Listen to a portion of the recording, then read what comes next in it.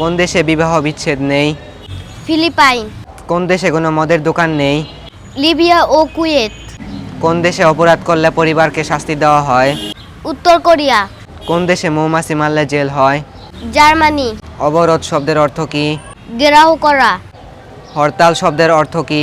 তালা বন্ধ করা, লকডাউন শব্দের অর্থ কি?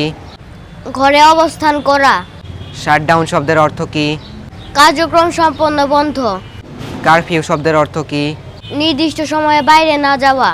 বাড়ির সামনে তুলসী গাছ লাগালে কি ক্ষতি হয়? মানসিক শান্তি বৃদ্ধি হয়, বাড়ির সামনে খেজুর গাছ লাগালে কি ক্ষতি হয়?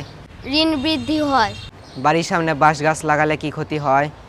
পরিবারের সুখ শান্তি আছে, বাড়ির সামনে তুলা গাছ লাগালে কি ক্ষতি হয়? অশান্তির বৃদ্ধি হয়, স্বপ্নে সাপ দেখা কিসের সংকেত?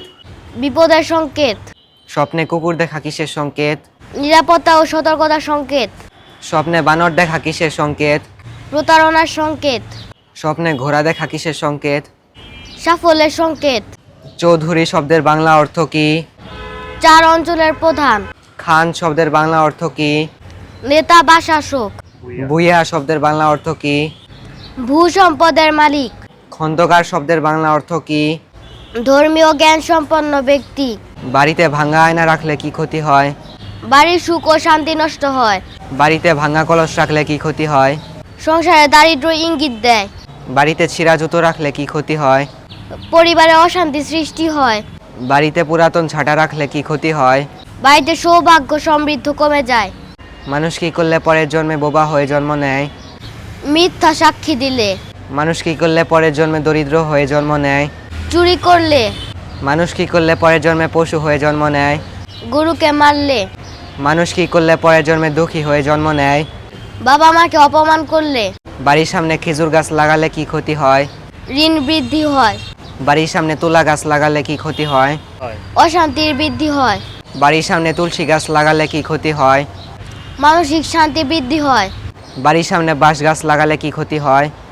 পরিবারের সুখ শান্তি আছে। কোন নবীর আমলে আপন ভাই বোনের মধ্যে বিয়ে জায়েজ? হযরত আদম আলাইহিস সালামের আমলে। কোন নবীর পায়ের আঘাতে জমজম কূপের সৃষ্টি হয়? হযরত ইসমাইল আলাইহিস সালাম। কোন নবী কাঠুরে ছিলেন? হযরত জাকারিয়া আলাইহিস সালাম। রাতে ভিজিয়ে রাখা কিশমিশ সকালে খেলে কি উপকার হয়? হাড় মজবুত হয়। রাতে ভিজিয়ে রাখা বাদাম সকালে খেলে কি উপকার হয়?